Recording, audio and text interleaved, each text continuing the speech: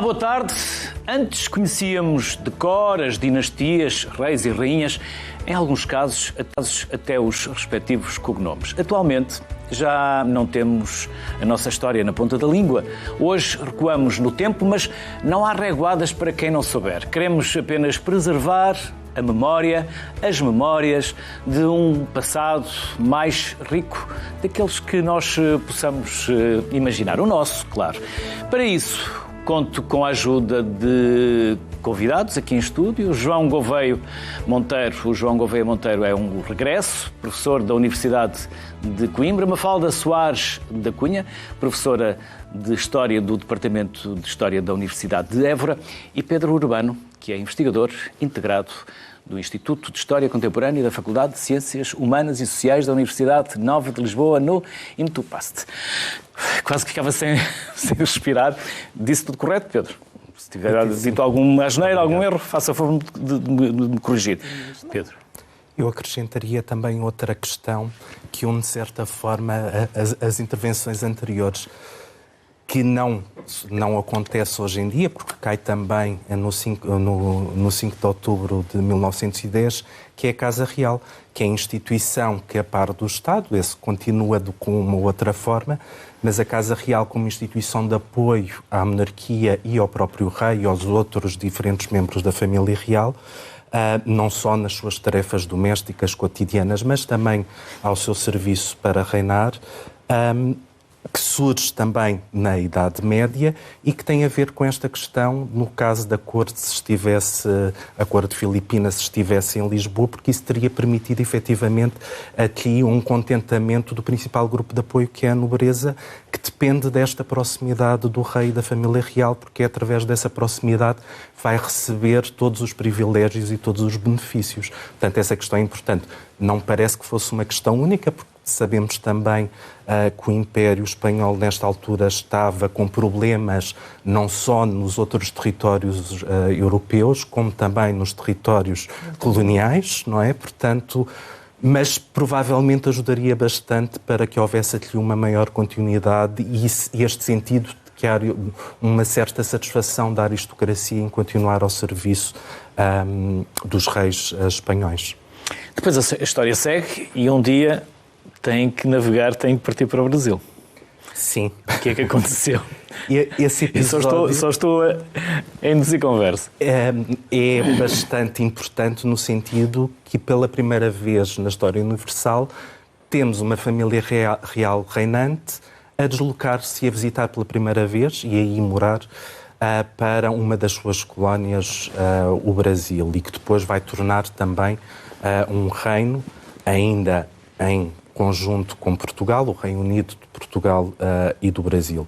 Mas é, de facto, um momento importante e que marca aqui ou lança as bases para aquilo que vem acontecer depois, nomeadamente essa insatisfação que não só a aristocracia, embora grande parte da aristocracia tivesse também acompanhado a família real para o Rio de Janeiro, mas temos aqui um conjunto portugueses, insatisfeito também com o facto de, face às invasões francesas, que foi aquilo que causou a deslocação da corte, e com o apoio que a Inglaterra nos vai dar e, de certa forma, como é que os ingleses vão imiscuir na governação portuguesa. E esta insatisfação crescente vai desembocar claramente na primeira tentativa de revolta da Revolução Liberal em 1817, depois concretizada em 1820, estamos agora a comemorarmos recentemente o duplo centenário, e que, portanto,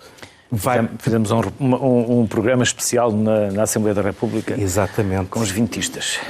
Sobre os vintistas. E que permitiu, de certa forma, por um lado, introduzir um novo regime, um regime constitucional contra a monarquia absoluta que se estava a viver em Portugal na altura, mas também pedir o regresso do rei e que fosse o rei a tomar rédeas e voltar para o seu reino de origem, e que com isso se construísse uma nova ordem política.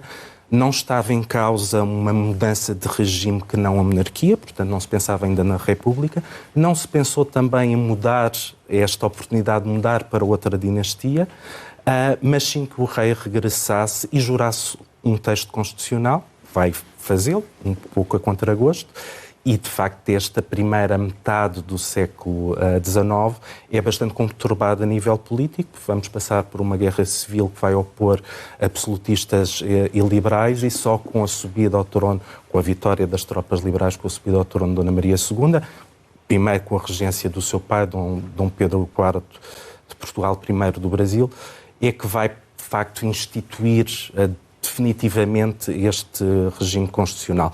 Mas com muitos sobressaltos, porque de facto estes liberais, estes vintistas não estavam completamente de acordo e, portanto, tinham visões diferentes sobre aquilo que queriam para o Portugal na altura, portanto, dar mais ou menos poderes ao rei, uma maior ou menor participação dos grupos privilegiados, nomeadamente da aristocracia, nos tais parlamentos, agora de uma forma, já não através de uma nomeação, mas eleitos não propriamente livremente, porque sabemos que também aqueles que eram escolhidos para exercer os cargos como deputados tinham que obedecer uma série de regras, serem maiores de determinada idade, serem homens, ter um rendimento acima de X e, portanto, temos aqui uma base censitária de idade e de género também que vai caracterizar este regime. Só a partir, de facto, de meados do século é que começa a haver uma acalmia política, permite algum desenvolvimento também económico do país, embora levante depois outros problemas, como a questão do recurso ao crédito estrangeiro, que no final do século XIX vai gerar bastantes problemas, nomeadamente uma bancarrota, portanto, mas a ida de acordo para o Brasil é de facto aqui um momento de transição e um marco de facto importante para Portugal e de certa forma até para o mundo. Pedro, salta a minha provocação ou tem alguma coisa? Posso acrescentar duas pequenas coisas rápidas relativamente ao século XIX, porque de facto nesta altura já temos uma sociedade e uma aristocracia de corte fixada em Lisboa, não é? Claro que com ligações às famílias mais tradicionais do Norte também, mas o que é certo é que os grandes movimentos revolucionários surgem a partir do Porto, portanto a Revolução Liberal surge no Porto, a Revolução de Setembro de 36 Dom Pedro doa o seu coração ao Porto. Exatamente, portanto... Que não é coisa de menos importância. Do cerco do Porto, exatamente. E até mais tarde, quando a família real parte para o exílio, um dos destinos pensados era precisamente o Porto, onde pensariam que pudessem ter algum apoio por parte dos monárquicos. Depois vai-se ver e não se vai realizar, mas foi uma ideia que foi efetivamente pensada. Portanto, há de facto o Porto e Lisboa... É mais liberal o Porto? Talvez seja mais liberal, não sei.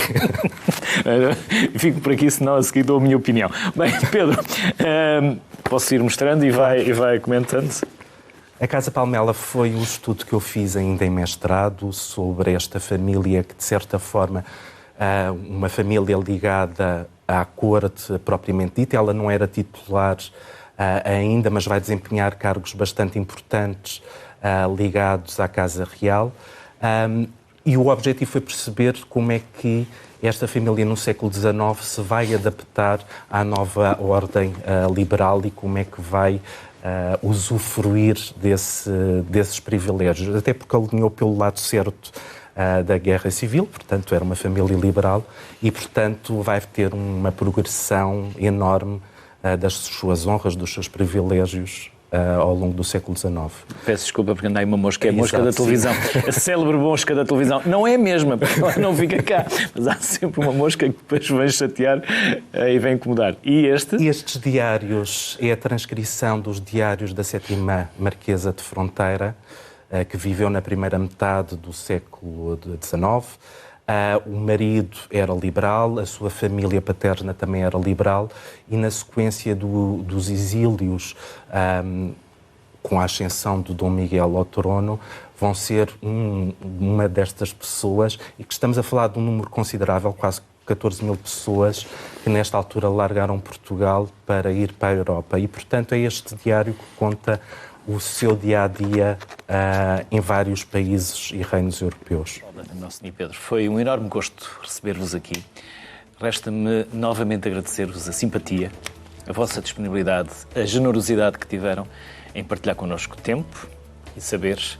Por isso, bem-ajam e são sempre bem-vindos. para voltarmos a falar de história, que é aquilo que nós também precisamos de falar mais vezes em televisão. E eu sei que a história anda muito arredada pela espuma dos dias e nós aqui falamos sem gritos e sem polémicas, mas é o que é. Obrigado pela vossa simpatia. Muito obrigada a nós. Obrigado. Podíamos fazer um livro de história com o conhecimento que hoje os nossos convidados aqui fizeram o favor de partilhar connosco. É essa a enorme riqueza do nosso passado. Boa tarde. Até amanhã.